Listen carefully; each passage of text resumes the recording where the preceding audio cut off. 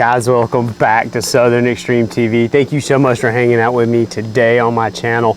I want to take a quick minute and do kind of a very simplistic gear breakdown for maybe the beginner outdoorsman, or maybe somebody who's looking to get in to archery hunting or early season hunting for whitetail deer, or really for any type of animal for that matter, whether it's bear, elk, mule deer, moose, you name it, any of the above.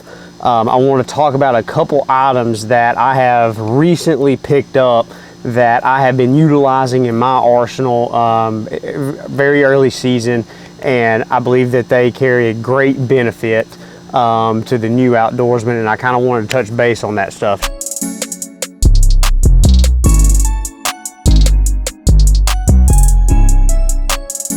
With that being said, guys, let's go ahead and dive straight into it. One of my most favorite things in the world to really analyze and just tear apart and really test are hunting boots. And specifically, I want to talk about this new company. I don't know how new they are, but I found this company online called Lite Boots, Liteboots. And they're very simplistic style. They look like your typical rubber boot, except they don't make them in camouflage. They're either green or brown. However, this right here is going to blow your guys' mind. A lot of people out there wear Crocs. I'm a big Croc fan. I know the majority of, I'm going to take a wild guess, say the majority of outdoorsmen will have a pair of Crocs in some form or fashion, and I'm sure that a lot of them had said, if Croc ever makes a hunting boot, I would probably buy it. Well, that is what I have found in this Lite boot right here. When I tell you that these things right here are absolutely lightweight, I mean, I don't know if you can tell in the video or not just how light it is, but this right here is exactly what I had envisioned in my mind if Croc was to ever make a hunting boot or a rubber boot in general. This right here is what it would be. Whenever you put your foot in here, it's going to feel the exact same as your typical Croc. It does not have a removable sole. So basically the sole, the top portion of the boot, the toe, everything is essentially molded into one piece. So where that's going to be a benefit is, let's say that I'm wearing these around, I step off into a stream, or if my foot sweats really bad, the benefit is that you don't have anything on the inside of this boot that's going to soak that moisture up. Simply just take your boot off, turn it upside down, shake it out, let it air out a little bit, and then it's dry and ready to go, just like your Crocs. I've been wearing these things now pretty much all season, trying to get them broke in, scouting, and definitely the first couple weeks of season. And man, I absolutely think that this is something you guys really need to take a look at, especially if you're looking to get into that early season archery. It's going to be hot, it's going to be warm, you're going to need to walk a little bit, and you need to stay dry. And this right here is going to deliver you that at a very budget friendly price point. I believe these boots are around that $70 price range. They're either $69.99 or $79.99, but for what you're getting out of these boots and with how light these things are, you cannot beat it. So go check these guys out. Lite boot, definitely something you need to add to your arsenal for this early season in 2022. Next thing I want to talk about, guys, is something that is not specifically early season specific. It's a tool that really every outdoorsman or every hunter needs to have, and it can be used in a wide range of different outdoor activities. And what I'm talking about is a spotting scope, guys. And in the spotting scope world, it pretty much can get as complicated or as simple as you want it. And just like anything else, you can pay whatever you want to pay for these bad boys. One that I found that I really fell in love with, that is a quality, that has quality glass, has all the features in it that I was looking at in the higher end spotting scopes, but did not break the bank whatever. We're talking a sub $1,000 spotting scope. Check out Athlon Optics. This is the Athlon Argos HD 20 by 60 by 85 millimeter. What I really like about this spotting scope is you have the ability to cant this eyepiece. So essentially you can turn it to whatever angle you need it turned to, so that if you're sitting on the side of a hill, maybe you're glassing mule deer, you're glassing for elk, heck, maybe even if you're at the shooting range and you just want that eyepiece to be over to the side, you can make that adjustment so that you're not having to turn your head or crane your neck in a very awkward position for long periods of time.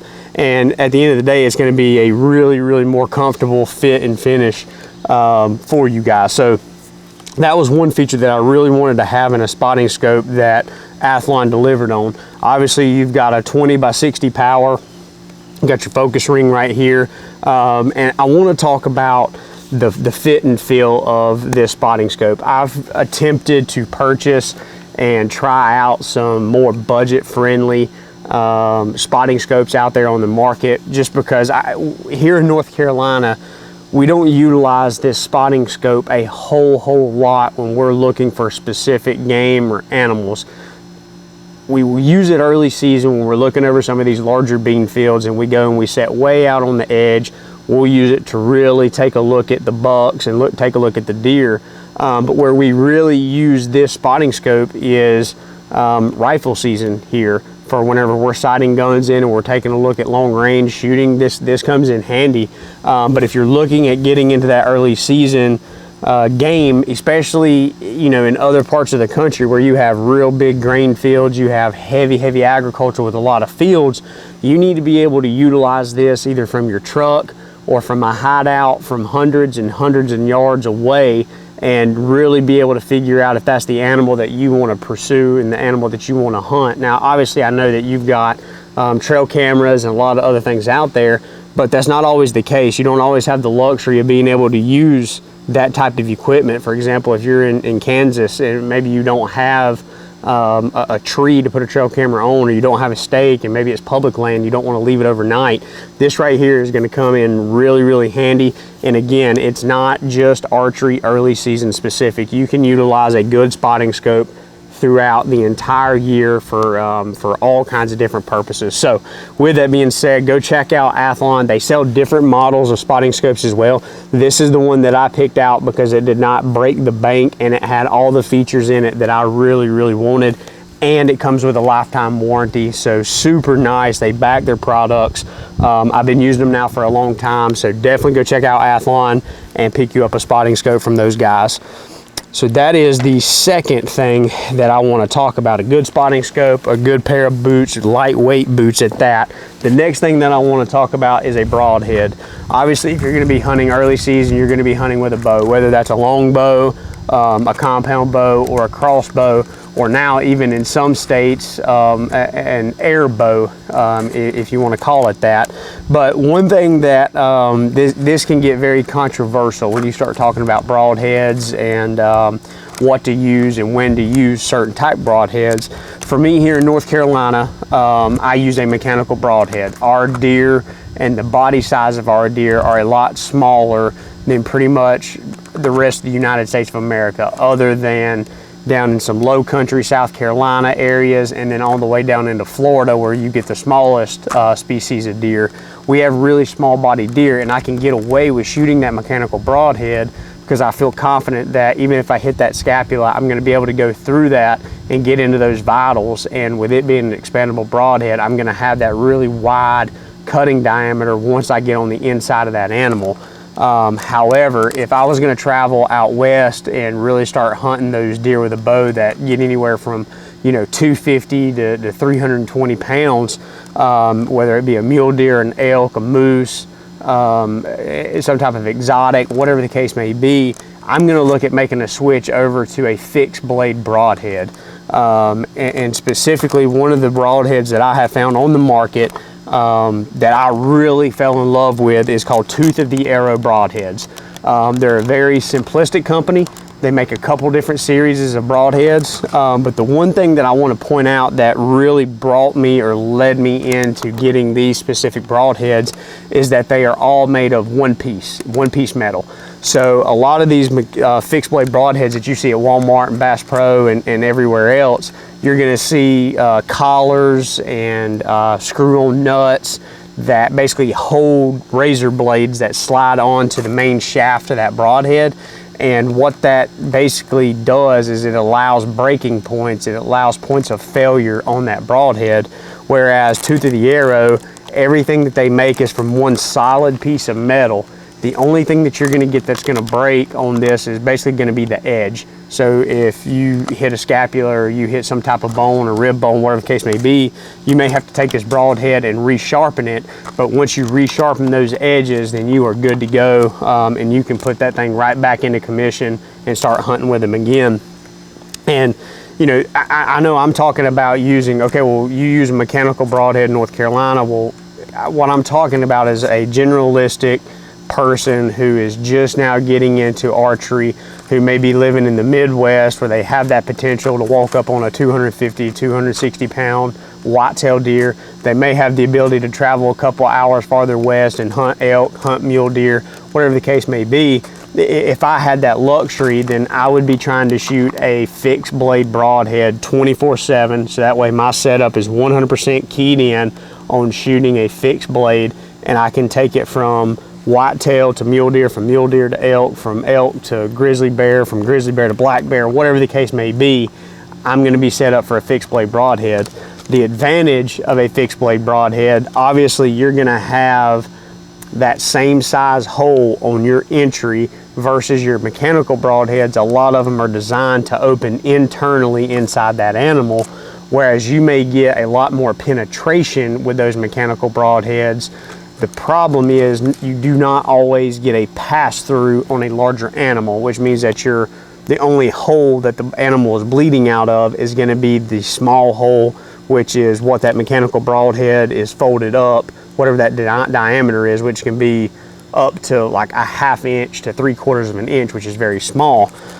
Whereas if you're using a fixed broadhead or a fixed blade, then you get that whole size dimension on your first hole. So if you don't get that full pass through, you're still going to get a very good blood trail for wherever that deer, elk, mule deer, whatever the case may be, wherever that animal goes. You've got a good hole for that animal to bleed out of, and you have a very simplistic way of tracking that animal down.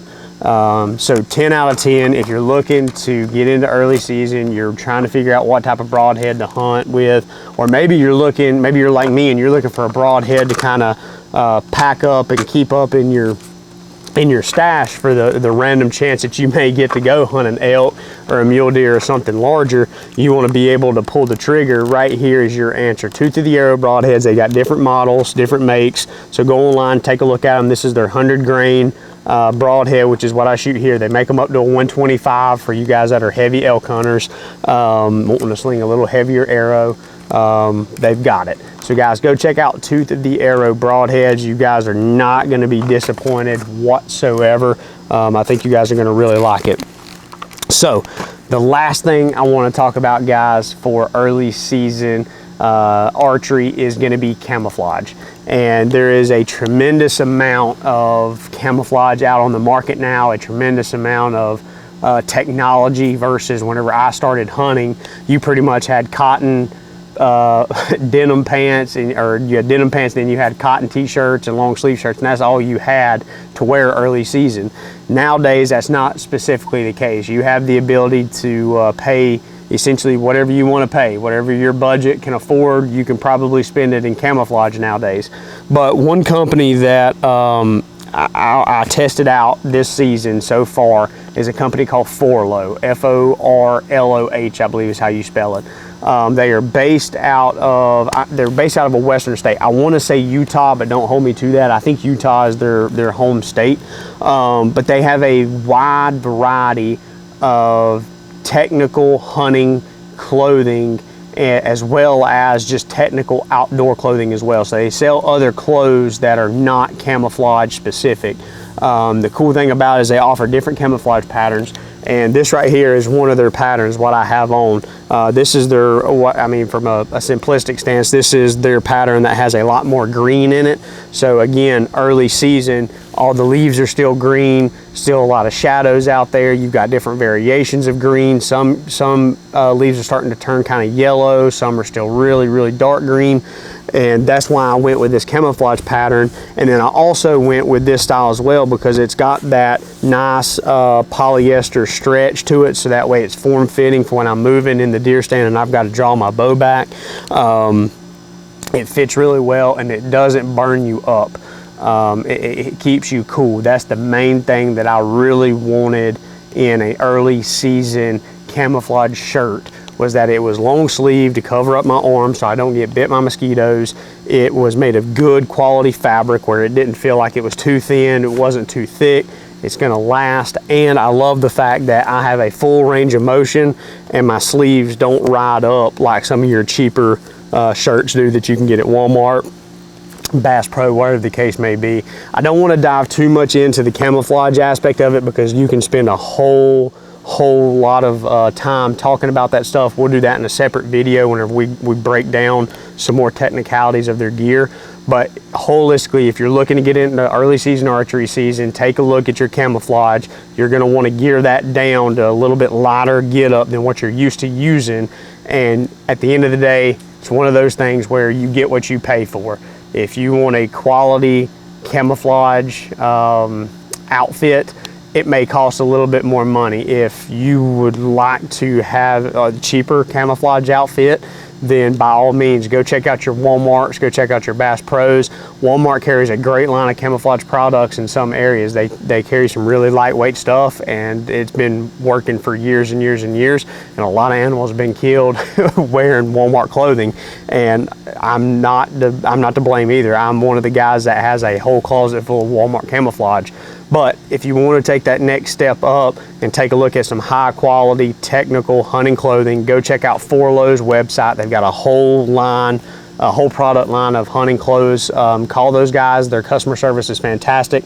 I'm sure they'll be willing to help you guys out, pick out exactly what you guys are looking for. So with that being said, guys, that is it for today's video. We want to kind of recap real quick. We were talking about lightweight boots. We talked about broadheads. We talked about a spotting scope, and we talked about some camouflage, keeping you lightweight, mobile, cool, and in the tree. So hopefully today's video helped you guys out and helped you really kind of dive into your needs for getting into that early season, preseason mindset for hunting wherever you're at in this part of the United States. So with that being said, guys, thank you so much for hanging out with me on my channel.